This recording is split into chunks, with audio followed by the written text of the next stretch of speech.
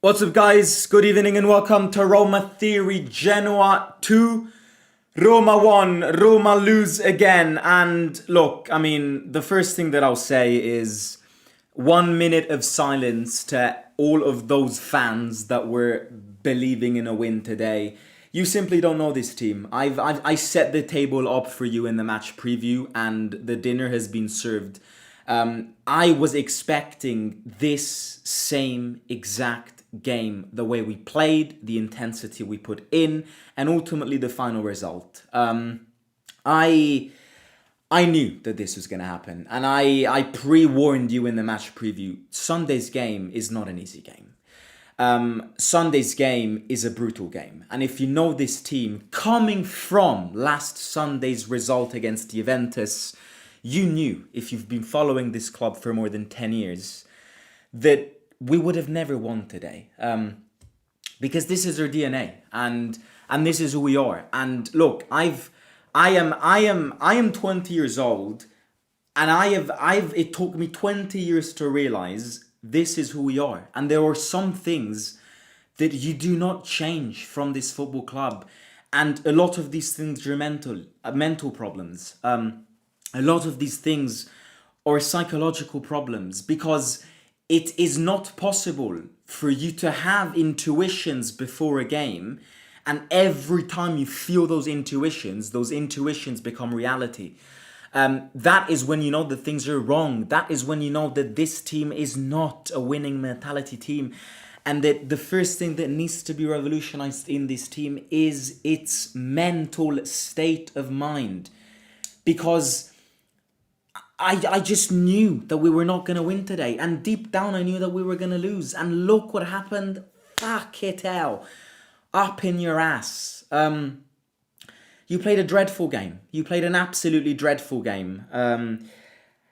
Look, the game just ended. I had some friends over, so maybe there were a few things that I missed from the game. But it was one of those incredibly scrappy games.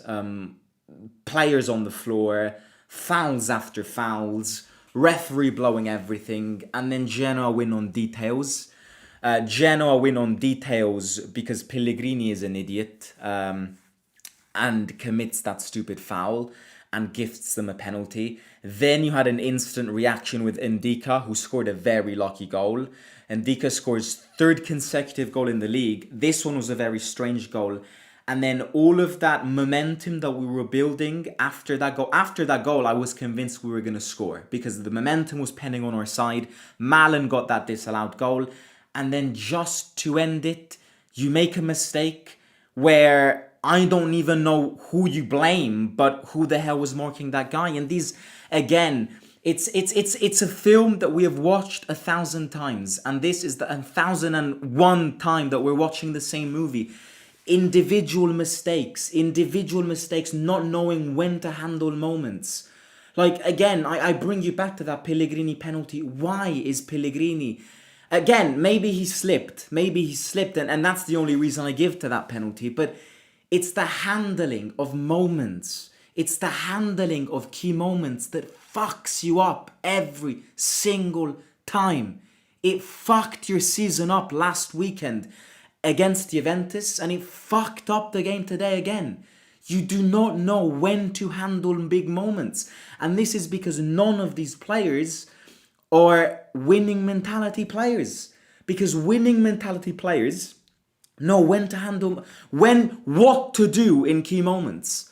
And, gifting a penalty like that makes me frustrated, because it tells me that you're stupid. And just like I said post-Juventus, when Pellegrini committed yet another stupid foul that led to that Conceição goal, and Elena committed that stupid foul that led to Gatti's goal. Why? The question here is, why are we falling in this trap every single time of not knowing when to handle delicate moments in a football game? I think when starting to speak about this game, you need to start to speak about last Sunday, because again, as I mentioned and as I said and analysed in the match preview, this game has a very, this game that you played today did not start today. Did not start today. This game that you played today, and therefore the intensity that you put into today's game, the pressing that you put into today's game, the willingness that you put into today's game, it's not something that started today. It started last Sunday. And I knew it. Last Sunday's game will have repercussions on this Sunday. And the way you fucked it up last Sunday has psychologically influenced the players today. Because I look at today's game and I'm not even in a position to say that the players didn't care. Because I don't think that's fair. The players cared. But the players played like this because they have been killed and slammed by the last 10 minutes of that Juventus game. And I bring you back to to those last 10 minutes of the Juventus game because I said it after that game. And I'm a fond believer, more and more, especially after this game. It's going to be those 10 minutes against Juventus that at the end of the season, without Champions League football in our hands, we're going to look at and go, it's that. That's the moment where you lost it. That's the moment where you fucked it up. It's those 10 minutes against Juventus. And I cannot analyze this game. I cannot analyze any aspect of this game without bringing you back to that game and to those last 10 minutes. And that's why I said, and people called me, oh, you're over-exaggerating on Instagram. That's why I said that after that game, I sat on the seat of that stadium for 5 minutes watching everything in front of me and going, I haven't felt like this since Budapest because I know my chicken too well. I know my team too well. That game last Sunday is the game that at the end of the season, without Champions League football in your hands, will make you go, that's where you lost it. So I honestly think, sorry, let me put my hat on because I'm sweating and my hair is an absolute mess today. That's it. So, this is a Genoa match reaction, but in this Genoa match reaction, you need to start to speak about that Juventus game because it's a domino effect. It's a domino effect. Other thing that is an alarm that comes out of this game. I mean, it's not an alarm because I think I've always referred to this ever since deadline day in August. And this has been exacerbated in January during the transfer session. Now, I don't want to be that guy that every time we lose a game doesn't look at the mistakes that the team and the manager makes in the single game and bring you back to the base. I don't want to be that guy. But I always bring you back to the transfer session and to the decisions that we made in the January transfer session, which are decisions that, especially now at this stage of the season, where on Thursday you're going to play again in Europe, and basically from now until the end of the season, is going to be a constant unless you get thrown out of Europe, because you will have games after games after games. Now until the end of the season is going to be absolutely brutal. Soule's out, Dybala's out, Dovbik's out, Ferguson is out. You know me, I am defending this manager with every knife. I understand that this manager has made substitution mistakes against Juventus, has made formation lineup mistakes in this game. I can give you that. But my stance is very clear. I will defend this manager until the day he dies. Until the day I die. Okay? So that's my stance and everybody knows my stance. But I look at this game and our squad depth and go, how the fuck are we supposed to get top 4? But that's an honest question that I ask you. Like, I've always asked this question. I've always referred back to this question. How the fuck is the squad depth of this team good enough to get top four? But that is a question that I want an answer from. Because I've said this already, I've said this a month ago, whenever it was. Whoever thought that spending 25 million euros on Robinho Vaz in January was a good idea, I don't think you're competent if you make these decisions. Whether or not this project is a youngster project, I couldn't give a shit. I couldn't give a shit. I couldn't give a shit. You cannot spend. That's not the profile of players you need in January. In January. So now we need to tackle the most crucial part of the season with Malen, with Vaz, with Venturino, with Zaragoza. And then people who don't like Pellegrini, including me, ask themselves why Pellegrini always starts. Well, I mean, Pellegrini always starts because the option to Pellegrini is Robinho Vaz. Pellegrini always starts because the option to Pellegrini is Venturino. And I'm not saying that these players are shit. But of course Pellegrini starts ahead of them. Of course Gasperini picks Pellegrini ahead of Venturino and Robinho Vaz. Whether you think that is good enough or not, whether you think Gasperini needs to try and risk something, let's try something new, I can give you that. But then let's not always ask whenever we lose a game. Let's not always go, we lost this game because the manager always picks Pellegrini. The manager always picks Pellegrini because the option to Pellegrini is Robinho Vaz. Because the option to Robinho Vaz is Venturino. And I don't want to hear, no, because even when Dybala and Sule are fit, Pellegrini starts. I disagree, because he started Dybala and Sule together multiple times when both of them are fit. But when you've got a team constructed in a hospital, Dybala out for 45 days, Sule suffering groin pain is absolutely brutal, Sule won't be back fit 100% anytime soon, Ferguson is out for the season, Dovbyk is out for the season. That's who you have up front. That is who you have up front.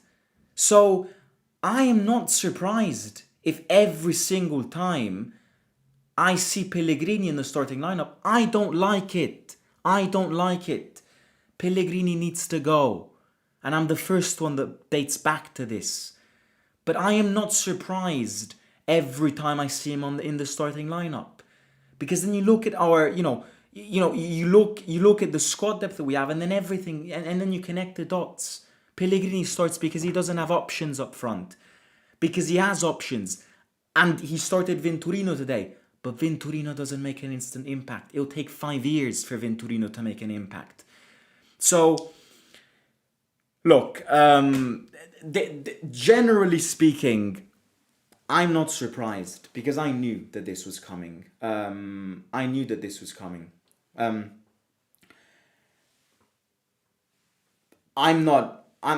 can be frustrated, but ultimately I get less frustrated when I know and expect results. I was never expecting a win today. We have to speak about the pitch, what happened in the pitch, because you can speak about base problems, yes, of course, but the base problems are not a justification for a defeat against Torino or a defeat against Genoa. No, I agree. Of course, there are mistakes that you made today. Today was all attitude. I mean, first of all, incredibly embarrassing game. Again, I think out of 90 minutes, I've seen 20 minutes of proper football today. Another incredibly hard watch. This is what the Italian league has become. They've allowed it to become this. So these are games. This is a scrappy game. So look, I think this was always going to be a scrappy game. Like this has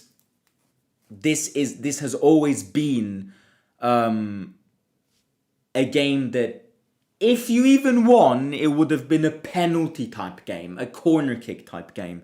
So The performance of today's game worries me on an attitude point of view. It doesn't massively worry me on a tactical point of view because I think it's always going to be a scrappy game. Attitude wise, you cannot tolerate such a performance. I mean, again, it is definitely influenced by last Sunday's game, but you cannot. I mean, this team cannot play like this when they are in the midst of a top four race and when every single point in this top four race counts. You can't. You can't play like it. You can lose football games. I'm not saying that you could have lost this game, but showing that you are in a top four race, that prior to this game you were fourth by yourself. So, but again, as I said at the beginning of the video, these are things that this team, that there were problems at this team 30 years ago that or problems now, and that are going to be problems at this football club when all of us won't be here anymore. This is who we are. This is our DNA. Look at that Udinese game. Look at the Cagliari game. Look at the Torino game. One thing that I must say is that we've lost a lot of games this season. We've lost a lot of games this season. We've lost a lot of games this season, and that's because I feel like the philosophy of this season is you either win or you lose. That's what this manager is all about. That's why we haven't drawn many games. You either win and lose, and it's definitely, I mean, not equalizing and not drawing many games. So winning or losing gets you high up in the league, of course, but at the same time, you've lost a lot of games this season. And I feel like all of the games that you've lost this season are all very similar games, or all games where the main problem was an attitude problem. Because I look at this game today, I look at the Udinese game, I look at the Cagliari game, I look at the Torino game at the start of the season. These are all games that you lost because you lost. Genoa were good today. I think they deserved to win, and that must be said. But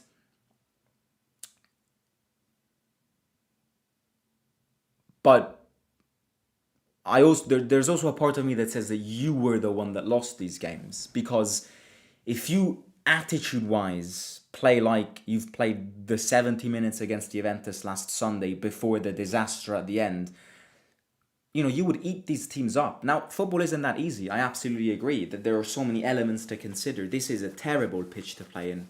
Genoa have got a good atmosphere. This has always been a nightmare. But again, these are all things that I said in the match preview. So I'm not surprised that you lost today. I really am not. Looking at the league table, I think. Well, look. Next Sunday against Como is probably an in or out game. Yeah. I truly believe the next Sunday against Como away is without Ndika, because Ndika is suspended for that game, is an in or out game. You either win that game or there is no part of me that believes you're going to get top four. No part of me. You need to treat the Europa League well now. You need to treat the Europa League well. Again, I don't think we'll win it, but you need to try, because otherwise it's another, well, it's not for the ownership, but for us it's definitely another wasted season, especially how it developed and how we have been in a top four race constantly. So yeah, you wanna know my honest truth? My honest truth is this, is that 7 days after having lost this game as well, I'm still more frustrated about last weekend's result than this. I don't know. I feel like that result is the result that will determine our season. And if I didn't make it clear enough in that match reaction, I honestly think with all my heart that you chucked your league season away last Sunday. I really believe this. I'm not a pessimistic guy. I'm not. Honestly, hand on heart, I'm not pessimistic in life. But there are some things that just appear to you like ghosts. That game to me, all through this week, I tried to forget about that game. I swear on God that game popped up in my worst nightmares this week. That game against Juventus fucked your season up. And I'm a true believer of this. Gasperini justifiably so doesn't want to hear us hangling and dangling on that Juventus game. And I agree with him. You know, a manager can't allow that because you need to move on with the players. But on a fan point of view, I look at the game and go, that's where you lost it. That's where you lost it. Like, that game is where you lost it. So, honestly, I'm still, after today's result, even more frustrated about last weekend than this. But yeah, look, we've got Europa League this week. So, I'm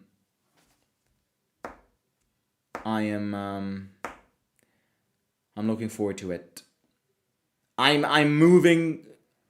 I'm gonna wait until the Como game to officially make this statement. But if you don't win the Como game, and especially if you lose that game, I'm all in Europa League. Because if you lose against Como too, then you're just mathematically you're just not gonna get top four. I mean, not mathematically, but theoretically, philosophically, whatever you want. Physically, it's not physically possible for you, even if you lose to Como, to get top four. So I'm gonna. It's not fair to crucify because we're still same points as Como, 1 point ahead of Juve. But there were too many things that appear in front of me and go that Juventus game fucked your season up. So if you lose against Como, I mean, I've always been Europa League first ever since we lost that Budapest final. But yeah, look, my only hope here, my only hope is one. My only hope is one.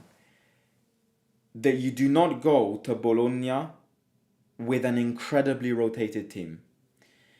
Because I'll warn you. I will warn you. Next two games, Bologna in the Europa League and Como away, will probably determine your season.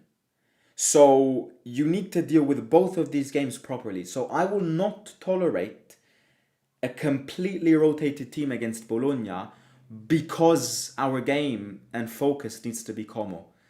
Because if you were to lose drastically on Thursday and you were to lose against Como, which is very possible, that's the season over. That is the season over. So you've made mistakes in the league, that you fucked it up by yourself in the league, absolutely agree. But the fact that you fucked it up in the league doesn't mean and shouldn't mean that now I don't care about Europa League because I need to get top four. Because I can give you one guarantee. If that is the approach, you're not going to win the Europa League, of course, and you're not going to get top four. Now, I'm not saying that if you prioritize both, you're either gonna get top four or you're gonna win that trophy 100%. No, I'm not saying that. What I'm saying is that if you snub the Europa League, you've got one focus. So that if you fuck that focus up as well, you've failed this season. So you need to be very careful in what you do in these next two games. So if I see a very rotated team on Thursday and we lose 2-0, it's all on you. It's all on you. It's all on you. Anyways, I will catch you on Tuesday for the Bologna match preview. Hit the like, subscribe. Simo, Inter Milan, who you got? Couldn't give a shit, mate, honestly. I want Inter to win, but I really couldn't give a shit. The reason why you can't let the abysmal first half happen is that we have 4 attackers out. There's nobody to turn to an attack that Gasp would trust. Absolutely. I absolutely agree. Like, yeah, I agree. Okay, I'll speak to you soon. See you out.